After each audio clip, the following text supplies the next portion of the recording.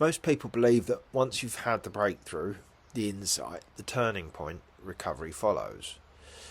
That if you see clearly enough, everything changes. But that doesn't seem to be what happens. People have powerful experiences all the time. Ceremonies, detox, moments of clarity, and still end up back in the same patterns. So something else is going on. Something quieter, slower, and much harder to see. Because if the breakthrough isn't what actually changes things, what does? Drugs and addiction, an anarchist perspective. Dickie Dredd. And we're now on to chapter 7. There's part 52 in the video series, but it's chapter 7, Integration and Liberation. And I'll quickly summarise this chapter. So this chapter shifts the focus from breakthrough to what comes after it.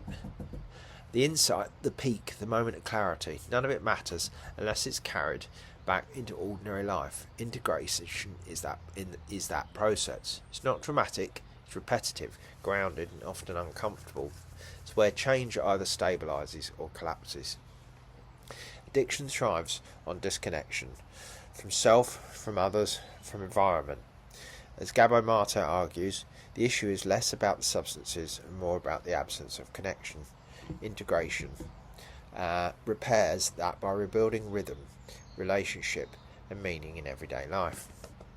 The chapter reframes ritual not as escape but as structure. What once drove excess becomes something that supports recovery. Cooking, walking, music, conversation. Small acts repeated with attention begin to replace compulsive cycles. Liberation, then, isn't a sudden event, it's the slow reclaiming of presence, not freedom from reality, but freedom within it. The question the chapter leaves you with is simple. What would your life look like if the change you touched actually stayed? So it's part 54, Integration from Peak to Presence.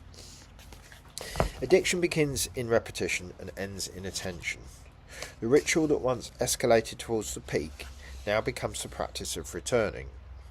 Integration is the art of coming down, not as defeat, but as completion. Where earlier chapters traced ritual as rebellion and recovery, this chapter concerns what follows, the long, unglamorous work of embodiment. In the language of healing, integration means translating revelation into routine. It is the moment when the extraordinary rejoins the ordinary, refuses to forget what was learned there. Mate calls it the meeting of insight and habit, a process as physiological as it is spiritual. Without it, the ceremony becomes another binge. With it, the same event matures into wisdom. Alexander suggests that recovery is rarely about chemistry alone, but about dislocation, the loss of social and environmental connection. Integration repairs that fracture through rhythm and belonging. For most of us, the real ceremony takes place afterwards, in the kitchen, the garden, the workshop, the walk. Ordinary acts carry the charge once sought in the substance itself. The daily meal, prepared without haste, becomes a grounding ritual. Tending soil rehearses patience. Music and movement reteach rhythm to a nervous system long tuned to panic. These are not hobbies, but methods of self-regulation. What methadone does crudely, rhythm can do elegantly. It stabilises the pulse of being, echoing Carr's observation that freedom is sustained through simple, repeatable habits rather than heroic abstinence. The concept of set and setting applies not only to dosage, but to existence. Once understood, it becomes a lifelong context rather than a precaution. Environment shapes experience, and addiction is often the memory of a hostile setting replacing itself in the body. Redesign the setting, the friends, the light, the tempo, and the craving begins to lose its footing. Turner reminded us that liminality does not end when the music stops, it ends when the community witnesses the return. In that sense, integration is political, refuses the medical fantasy of instant cure, and replaces it with continuity. The peak becomes a teacher, not an idol.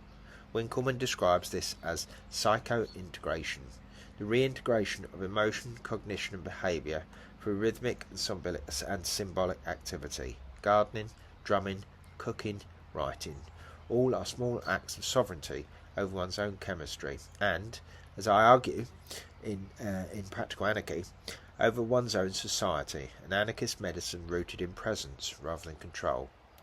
The next section will explore how these practices root into ecology and community.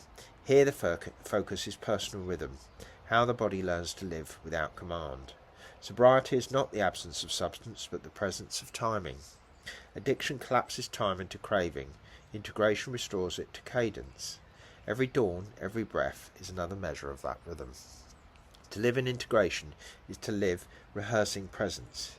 It is the everyday revolution, no longer chasing peaks, but tending ground. So the problem was never the lack of insight, it was the absence of integration. Because without changing the rhythm of everyday life, even the clearest breakthrough collapses back into the same conditions that created the addiction in the first place. Which means the entire idea of fixing people through single moments, treatments, or realizations is aimed at the wrong level. So if change doesn't come from the peak, where does it actually come from? And if we've misunderstood that, what else about recovery have we built on the wrong foundation? Next up, still in Chapter 7, Integration and Liberation, Section 55, Collective Integration, the community as the clinic.